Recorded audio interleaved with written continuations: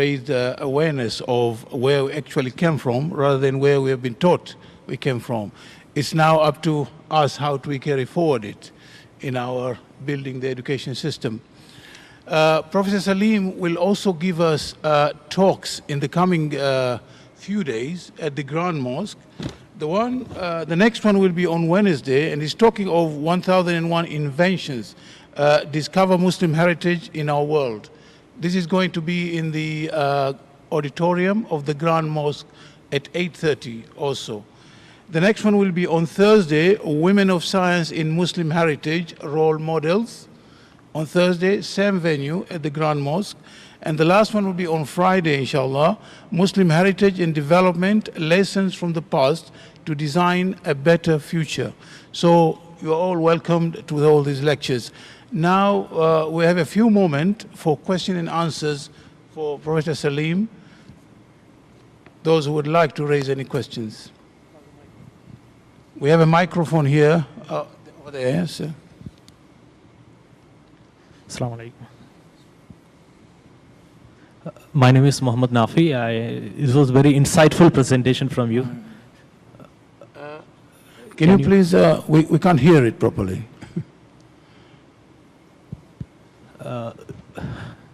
Can you hear me now?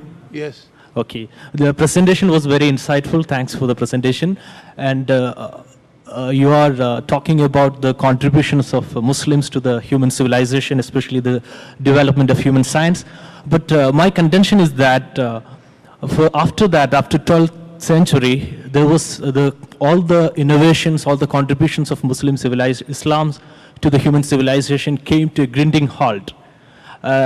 When you examine the history of human civilization, you can find out that any society that fails to build on its grand legacy in the past is a failed society. Why Muslims fail to build on their legacy, their vibrant and dynamic legacy of science? I want to know your comment on this. What we are saying, why did it stagnate at that point? So okay. That's your question. My contention is that instead of glorifying the past, we need to we need to find out a way to build down our legacy. Okay. Okay. Thank you. Yeah. Short question, but it requires a long answer. But I'll try to be very brief. Many young people like you, when, it's a very obvious question, say, what went wrong? All right? Why did it come down? And I've shown you the graph of H1. It comes down. But however, why? Now, I reverse the question. Say, look here, because you are in this part of the world, and you think we're down here, right? The status of women and the status of technology and so on. So you think that we are actually down, although some people think, no, we're better, right? However, if you think that we're down, that means, you're like someone who fell into a ditch. You're down in the bottom of a ditch. Now, what is better to think about? Why you have fell down and how, right? Or better to think of how do I go up? Now, I like to concentrate on the latter question. And the way we learn from the past is how people were successful in creating successful projects and societies that were exemplar. Now, if you were actually an American or you're a member of the White House or the Pentagon, then you want to know why it went down. Because it's coming down, right? And you need to know how to stop it from coming down, right? The Western system and the capitalist system in the world, it's great, but it's coming down because of what I showed you earlier on. It cannot be sustained. You cannot be sustained. You cannot have 1% of the population in America, right, owns 90% of the wealth. You can't have that, because the Qanun al-Kawn, Allah has created laws in this universe of there has to be justice and so on. Sooner or later it's going to collapse. You can't have that. So, but for people who are want to go up, the Horizon 3, you need to think of, okay, let us make use of the experience of the past. Now, we've done a bit of studies. We've had some research into this because this is very important. It wasn't a question of history and let us be excited about what happened in the past. No, there are now, this mission now, we call it a noble mission of our foundation because it inspires young people to be useful. Right? Well, what do we mean by that? We've discovered that the early years of Muslim civilization, the secret formula, is a very simple secret formula. Everybody knows about it, but they don't actually understand it properly and they don't use it. They lost its meaning. And that is, الذين آمنوا وعملوا الصالحات من آمن وعمل صالحا الذين آمنوا اركعوا واسجدوا وافعلوا الخير. Right? You know, there is this output which is called عمل الصالح, right? As a result of Iman, which is the faith. Now, it was very simple. Any person became religious at the time or got inspired by this new faith, she or he want to do something useful to please Allah. The concept of Amal al-Salih in those days is different from what we think today. I went to 12 translations of the Holy Quran. I wanted to look at the translation of Amal al-Salih. They all say, go look at it in your mosque and find out. It will say righteous deeds. Righteous deeds. Amal al-Taqwa. Well, that's fine. Amal al-Taqwa is, of course, Amal Salih. But Amal al-Taqwa is for you. What is meant over there, Amal al-Salih yasluh, to be useful to others. It's the output, it's input Iman, output Amal al-Salih. That's what has done it. And if you look at the life of the Prophet, you look at the life of Sahaba, Umar radiallahu anhu, what did he say? I fear Allah will be punishing me for my responsible for a stone on the road of a camel going to Iraq or going to Yemen, right? Lest that the animal will tip over the stone. This is civil engineering for you, man. Making roads so that there'll be no stones, so you pave the way. And then you have many examples of people that just go there and try to do something in their own understanding will cultivate earth. The planting of trees became part of their output. Inventing medicines to clear the sick, right, became an useful output. Right. Industry became useful. Inventions like I've shown you there. If you look at this book that I showed you about Al-Jazari, the title of this book, it has got, Al-Amal al-Nafi' in it. Fil alat wal Al-Amal al-Nafi'. The word there, and when you look at the introduction, the guys, they are believers in Allah, but they believe that this output, which is going to be useful to people, to the world, is like something that's... Now, that bit of man amana wa amila salihan, also another, that who he or she who believe and do useful deeds, it was a concept, right? And the definition of iman, I am told, is al-imanu ma waqara fil qalb wa saddaqahu al-amal. Yeah? Now, so this bit...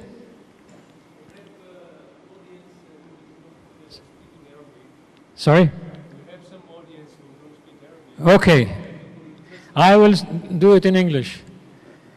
Right. The idea of, that I'll tell you what, I'll give you an example. I'm a mechanical engineer, so I know about cars, right? And everybody knows about cars. You put petrol in the car, right? Why? This is input. You get output. What is the output of the petrol? It's the movement of the car. The car movement to take you from one place to another is useful deeds. In Arabic, it's called Amal al-Salih.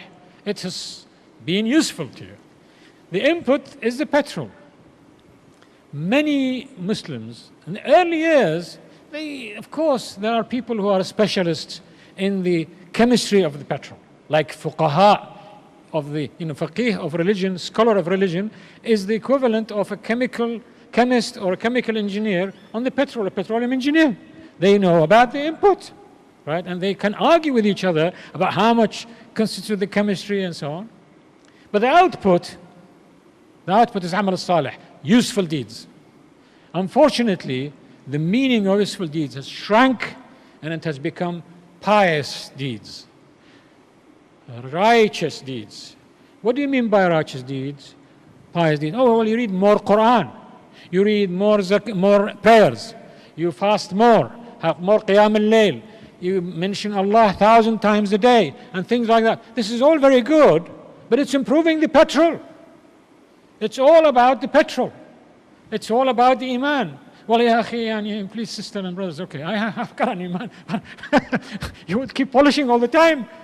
I'm sorry, but in those early years, they didn't all become fuqaha and they didn't all become, mufassirin. It was just a simple thing. Islam is a very simple thing. You read as much as you can from the Quran. You connect with Allah 5 times a day. That's your input, your spiritual input. And then you have to go out. You are not like a monk. Islam does not have monasteries. Islam comes to men and women, are normal people, like Muhammad, peace be upon him, was a normal person. Connection, he had wahi, right? And we call the salah in Arabic, salah, the word salah is related to the word sila, which is communication. We connect with Allah, we get spiritual energy, and then this spiritual energy allows us to go and do something, wasiru fil ard, and then he'd be useful, right? And thousands of examples of this in the early years of Muslim civilization explains that these people understood that, and hence there was like a mass movement of doing good. Unfortunately, this spirit has gone. That's why many problems happen. So in order to rekindle, have a new paradigm shift, right, you need to revisit this. One last example on that one to prove my point. Al-Biruni, I have not mentioned here, is a great scholar north of India. He's written about 200 books about 1,000 years ago. He even measured the circumference of the earth and he predicted it, and he made an expedition to measure one angle, 1 degree, so that to do comparison. Great in mechanics and a huge, polymath. At the age of 92, he was on his deathbed. Everybody knew he was dying because they put some drops, and he was on the deathbed. They told him that there is this man has come to visit you from so-and-so city. And when he came, Al-Biruni wanted to stand up to greet him. He couldn't because he was so frail and was dying. So he asked him, he said to him, young man, I have been looking for you for years. Alhamdulillah, you are here. Thank you for coming. I have got this problem and I know you have the solution. Can you please tell me the solution of this problem? Then what do you think this problem was? A dying man? Right? He asked him the solution of a mathematical problem. So obviously the people around him were wondering what on earth is going on in here. So he says to them, please, what shall I do when I face my Creator? When He has given me the opportunity to learn and I have not taken it. This is the kind of people. It was, he didn't need, PhD, masters and baccalaureates. He didn't need to, okay, it's all fine, I'm not against it. But education at the time was not based on vocation. You don't educate so you can get a salary. You don't educate so that you could say you're a doctor and therefore you are higher than others and you look down upon others. This was not the purpose of education in those days. There was something in the minds and hearts of these people. They want to be useful and they seek knowledge wherever it is. And they have been inspired by various sayings of the ancestors, of the Prophet himself, right? Al-hikmatu dhallatul mu'min. Wisdom is the lost camel of a believer. Some people say it is a weak hadith, right? Some people say, the hadith, the saying of the Prophet that seek knowledge you know, from the cradle to the grave. There is another hadith which says, you know, the seeking of knowledge, talabul ilmi faridat, compulsory to every Muslim male and female.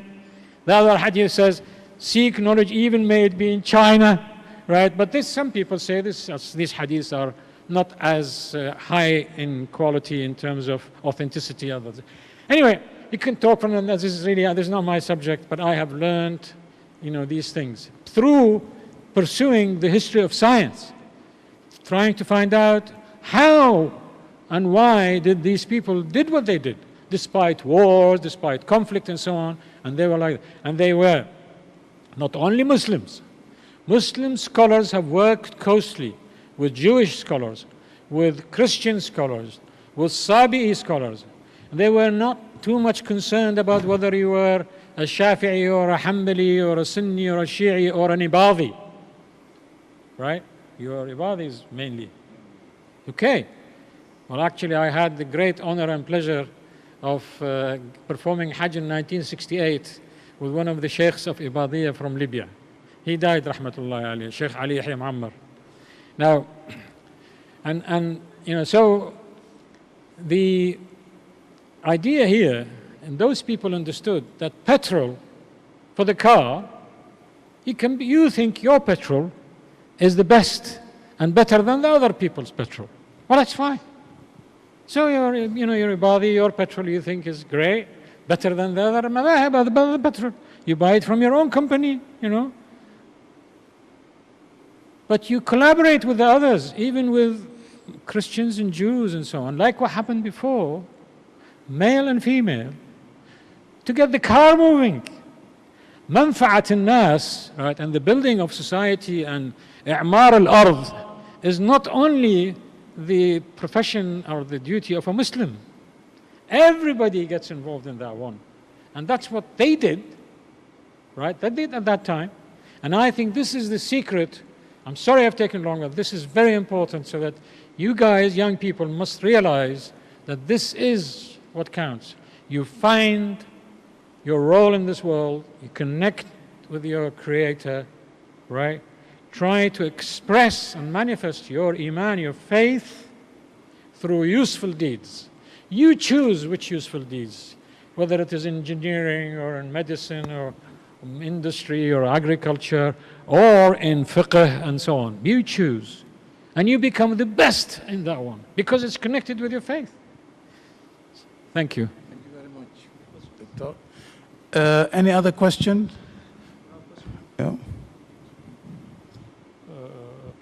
Thanks. I cannot hear very well. Can you put it closer? Hello. Thank you, Professor Salim, for such a really very good talk. In regard your research, has it been used in a university where what you have talked about is bringing change? And is there any studies which, qualitative or quantitative, showing that using your thinking and putting it in the curriculum and getting results, is there any evidence of results from what you have presented today? That is your what you have said in the change, yeah, curriculum. Is there any example where it has been used and produced results? Yes, we have worked with the previous government in Britain, the QCA, the Qualification and Curriculum Agency. We had a project we called the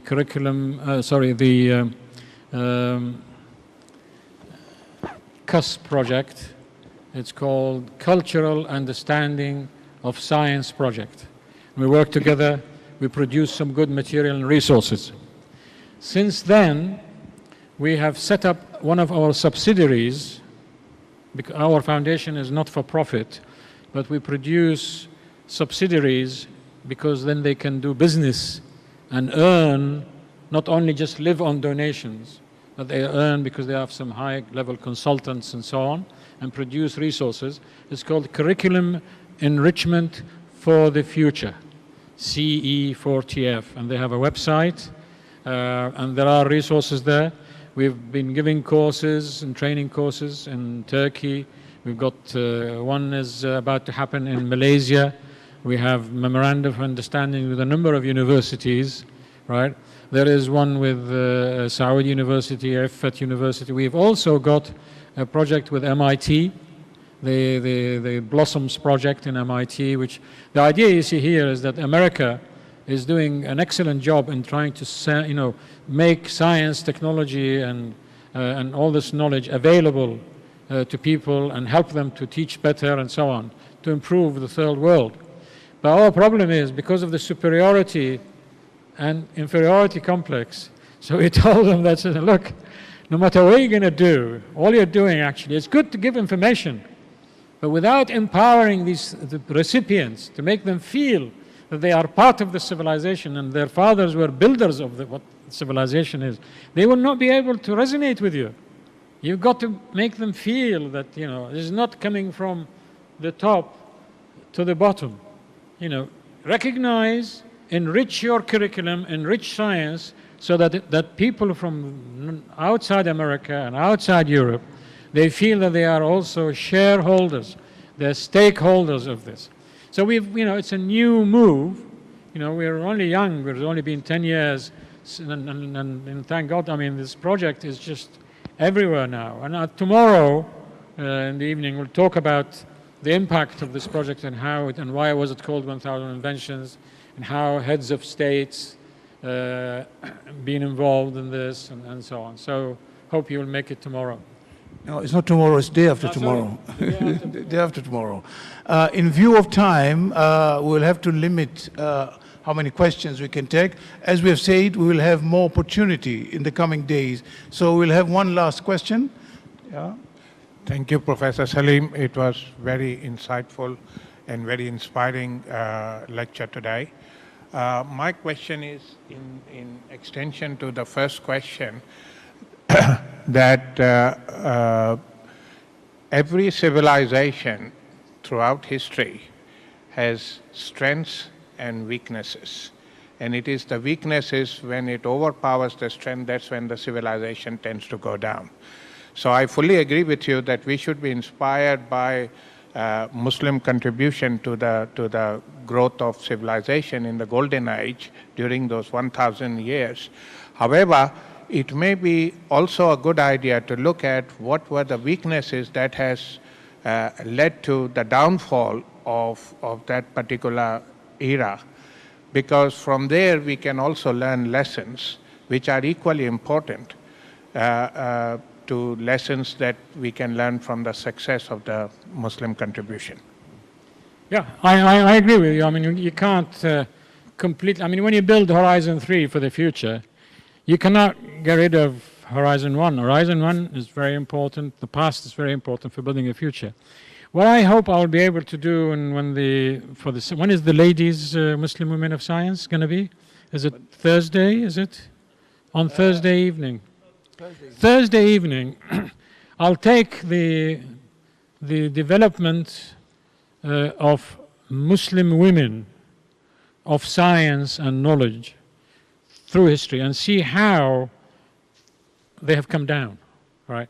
How they were up, what kind of professions they had, what sort of levels, and why, and so on, and then see how this has happened. And the problem now is young ladies, they want to produce a new horizon to get out of this situation. But I will be saying then, on Thursday evening, a very famous sentence by Einstein. He says, you cannot solve a problem using the same tools which have created it. Right? So using Horizon 1, which is present day, systems and tools to improve a huge catastrophic situation of women today is not going to happen. right? So many women today in Muslim world particularly, they think that the American model and the British model is the best. Now, it could be for the British, because women were treated like animals before, right? Women's movement, and I'm now going to start my other lecture, women's movement in Europe was started from negative, right?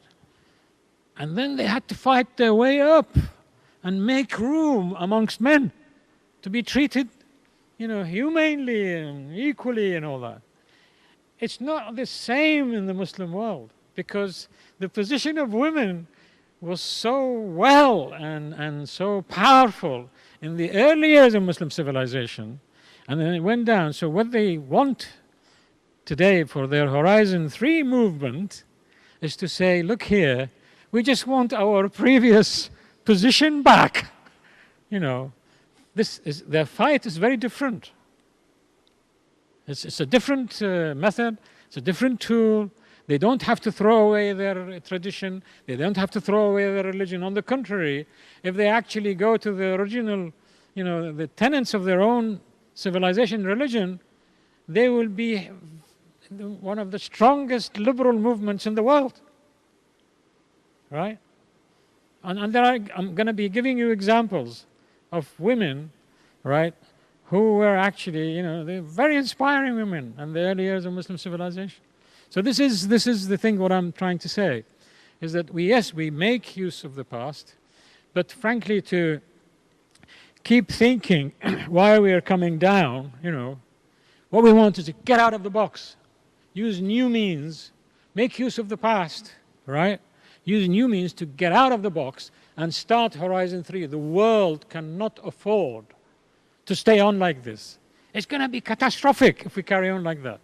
Use the same system, American system and so on. Look at our buildings that we are building in the Gulf and other places. It's all emitting skyscrapers and so on. This is not the way to do it, because it's all collapsing. You don't repeat this, you don't just carry on, with system which is not working, which is going to lead to catastrophe in terms of energy, in terms of, population, in terms of, So you've got to have young minds who are right inside and balanced, connected, right? But put in their mind that they have a mission in this life, one planet living. We're all human beings. We have to live with millions and millions and millions, billions and billions, in fact, trillions and trillions of other creatures. Human beings are a very, very small minority of creatures on this world. And they are the ones who are actually causing the biggest damage on this world. And Islam, when it came to save the world. This is the huge mission for our young generation. And educations in universities and in schools and in training, in business, they need to bear this in mind. And then you have a paradigm shift. And I tell you, when you do this, you're not going to be the only one around.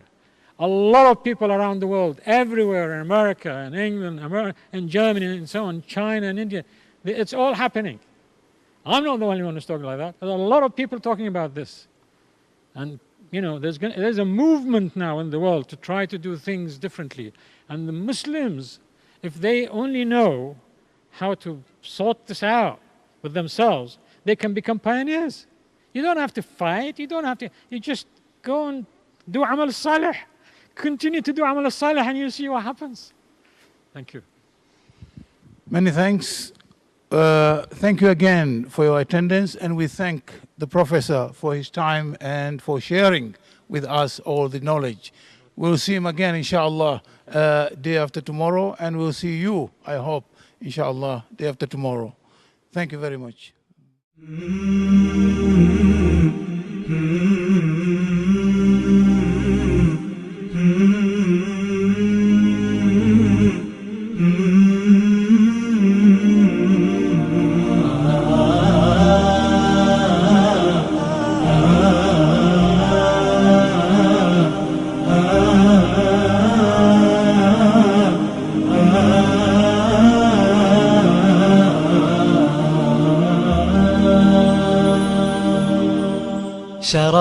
شراب الحب يعرف بالمذاق، وما كل السقاة له بساق.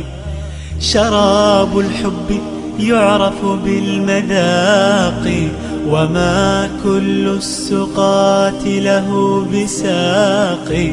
أحب الله عن أدب وصدق، ولا أرضى سوى التقوى خلاق. شراب الحب يعرف بالمذاق، وما كل السقاة له بساق.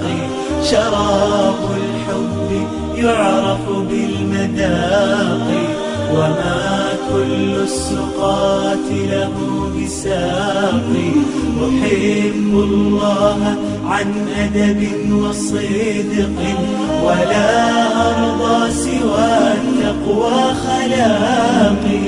إذا ما عشت لا أنسى إلهي، به أسمو من الأخرى المراقي.